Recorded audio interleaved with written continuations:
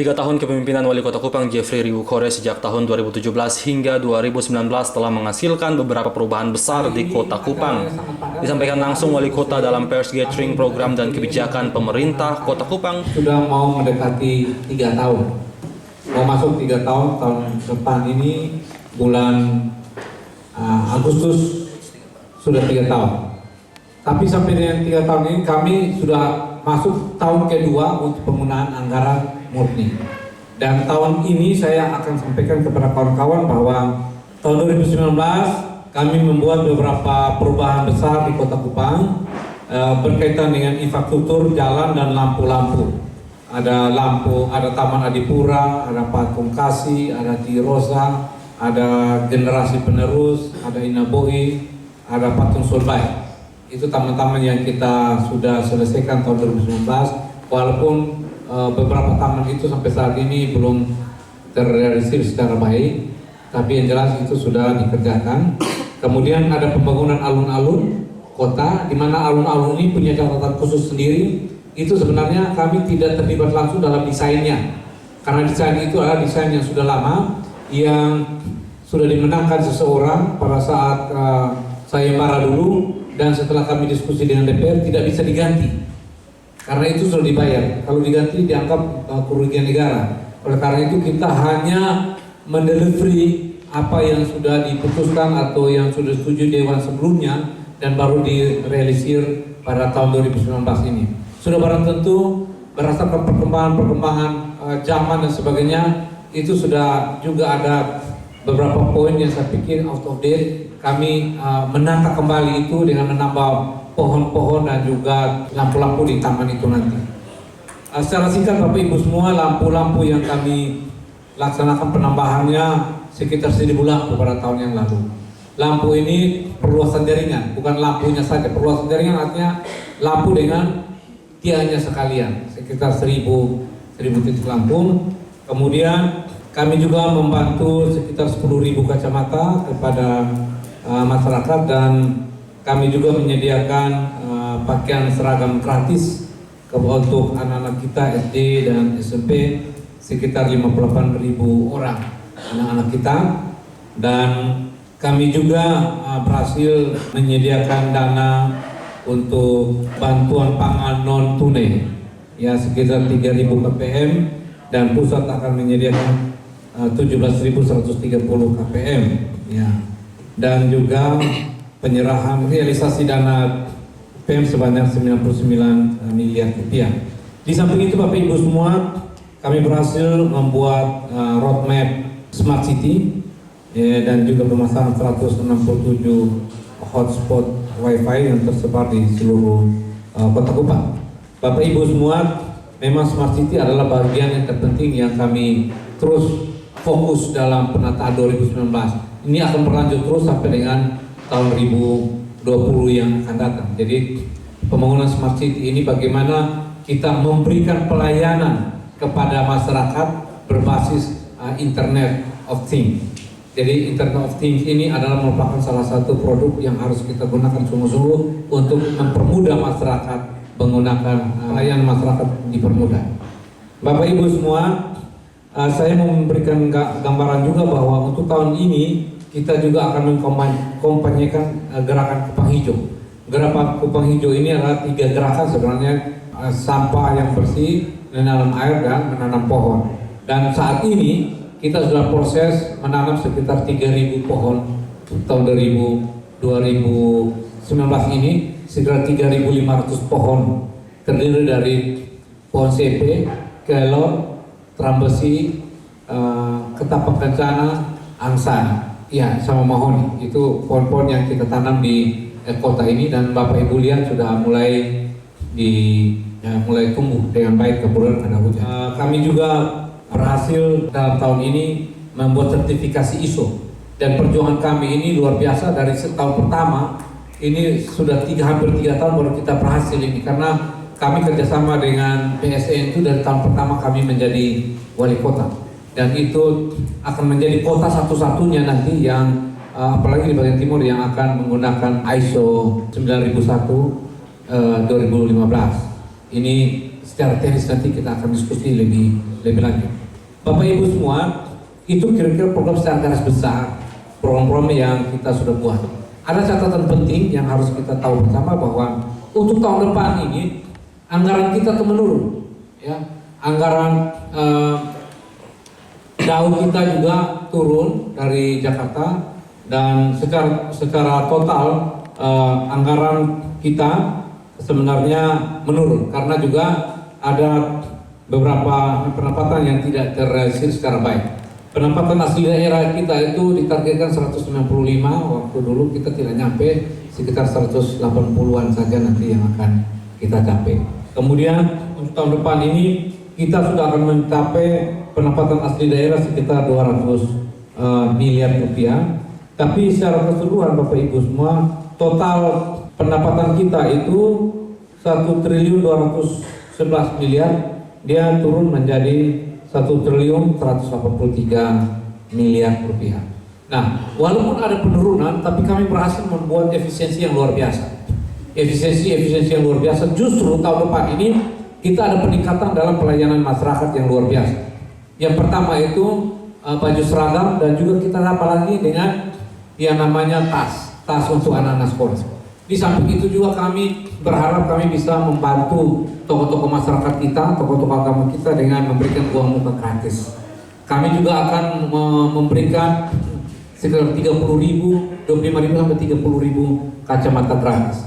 Kami juga akan memberikan 3.000 orang anak yang mendapat beasiswa untuk mahasiswa, 3.000 orang anak, dan bantuan-bantuan lain yang kami siapkan. Dan yang paling spektakuler adalah kami menyediakan seluruh masyarakat Kota Kupang untuk mendapatkan bantuan pangan non-tunai sepanjang yang bersangkutan sudah tercatat dalam basis data terpadu.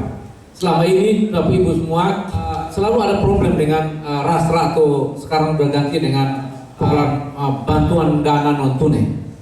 Pada saat pertama kali 2018 itu, 2017 masih ada sekitar 3.000-an KPM yang dapat. Tapi tahun berikutnya itu menurun KPM-nya. Terkesan bahwa kita yang memotong. Rasa-rasa orang itu terkesan Pak Jeffrey itu saya jadi wali kota, kita punya rasa itu dipotong semua. Padahal itu tidak ada niat kami sedikit pun untuk memotong. Justru pada tahun ini kami merencanakan semua sepanjang orang itu sudah terdaftar data di dalam KPM, maka mereka sudah tercatat dalam basis data terpadu yang sampai saat ini tercatat kurang lebih 26.000 orang yang tercatat dalam basis data terpadu. Tahun lalu itu kita pemerintah kota hanya memberikan 3.000 KPM saja. Dan tahun depan ini kita akan memenuhi semua, dan Bapak Ibu semua, saya berharap anggaran ini nanti bisa ada anggaran SIPA, manakala anggaran yang kita sudah rencanakan itu kami minta lagi di pusat, mudah-mudahan diberikan, maka sisa dana itu akan menjadi SIPA pada akhir tahun yang akan datang. Jadi perlu dicatat, diingat kembali bahwa kami sudah safe dengan menyediakan anggaran sekian banyak, sekitar 17 miliar rupiah untuk mengcover basis data terpadu atau orang-orang yang harus mendapat rasa di tahun yang akan datang. Di samping itu Bapak Ibu semua, kami berharap bahwa program Kupang Hijau akan terus berjalan. Tahun depan ini kita akan menganggarkan sekitar 3 miliar lebih untuk penataan pohon. Pokoknya program Kupang Hijau yang akan dilaksanakan sehingga ke depan ini Kota Kupang ini bisa lebih hijau dan lebih baik lagi. Di samping itu penataan sampah, kami juga tahun depan ini kami menyediakan lumayan banyak, lebih dari 40 kontainer untuk menata kota ini supaya tempat-tempatnya lebih baik. Dan sini Pak Jerry akan tahu, di samping kontainer kami juga menyediakan mobil tinja juga ada, dan mobil tinja movable, mobil yang bergerak, mobil toilet itu. Karena selama ini kita tidak pernah punya mobil toilet. Bisa dibayangkan pada saat kita bikin acara banyak sekali di pantai begitu, mereka mohon maaf, kamar kecil di mana? Kadang-kadang nggak ada. Kita mau bikin di Car Free Day, kadang-kadang antar di tembok saja sudah. Ya, jadi kita siapkan itu. Dan kami juga menyediakan sekitar 25 atau movable toilet. Itu disiapkan buat kami untuk menata kota ini lebih bagus lagi. Kalau itu sudah ada dan ribuan bak sampah kita siapkan, maka kota ini akan berubah dan berbeda dari tahun-tahun yang lalu. Bapak Ibu semua, kami percaya bahwa ke depan ini pasti akan ada perubahan besar di kota ini. Di samping itu, kami juga punya kerjasama dengan mitra kami, CSR yang diberikan dalam bentuk bantuan-bantuan. Misalnya saja Bapak Ibu lihat warna-warni, biru putih. Biru itu bukan karena Demokrat, tapi kami mencontoh di beberapa kota itu mencat dengan warna biru putih itu, dan kami cari di aturannya. Tidak ada aturan yang melarang bahwa yang dilarang itu marka jalan. Marka jalan itu hanya ada putih sama kuning saja. Kalau trotoar tidak ada. Jadi kalaupun ada yang teriak-teriak di FB bahwa itu salah, itu kadang-kadang kurang tepat menurut saya. Nah, itu juga asalnya dari swadaya dari kawan-kawan kita ASN. Jadi kita tidak menggunakan dana APBD kita. Tidak ada. Yang kedua lagi, sekarang yang kita lagi getolnya untuk menata taman ini, Bapak lihat itu taman yang di Adi Sucipto. Kalau lihat ada kumpulan tanah-tanah yang begitu banyak, itu adalah usaha kita, usaha kreasi kita untuk menata kota ini, dan itu tidak menggunakan dana APBD sama sekali. Apa yang kami buat? Kita punya tanah di Fatubena sana, bukit kecil yang harusnya kita bisa gunakan. Kita potong tanah itu dengan eksavator yang ada di kita. Ada beberapa teman juga bantu eksavator. Kemudian Pak Jerry dengan luar biasa menggunakan tenaga truk-truk sampah yang available saat ini sekitar 36, dan kita hanya pakai 17 truk sampah untuk mengangkut tanah dari sana untuk dibuang di situ. Kalau kita hitung secara teori, itu jumlahnya itu sekitar 6 miliar rupiah untuk penataan itu saja. Itu artinya kita punya efisiensi yang luar biasa. Bapak Ibu, secara cepat saya menjelaskan bahwa kenapa kita bisa mendapatkan dana begitu banyak. Pada anggaran kita itu dari tahun ke tahun malah justru menurun. Kenapa kita akan ada perubahan-perubahan besar? Karena memang ada efisiensi dan juga pemotongan-pemotongan dari biaya-biaya perjalanan dan juga uang bensin yang kita kerjakan selama ini. Anggaran-anggaran yang secara garis besar kita tidak perlu, maka kita potong secara drastis. Contoh misalnya monitoring. Ya. Jadi jangan sering-sering monitoring di Mangga Besar sana, itu kurang bagus juga. Kemudian ada juga biaya-biaya bensin yang selama ini mungkin ada tercecer 1-2, kita potong-potong semua, sehingga dengan dana itu kita bisa membuat efisiensi yang sangat luar biasa, sehingga bisa membangun kota ini lebih baik lagi.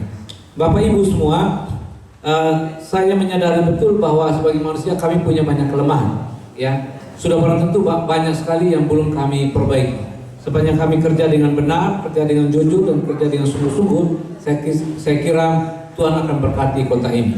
Dan saya perlu sampaikan juga Bapak Ibu semua, pada tahun ini kami berhasil melaksanakan negosiasi walaupun pelaksanaannya belum ada.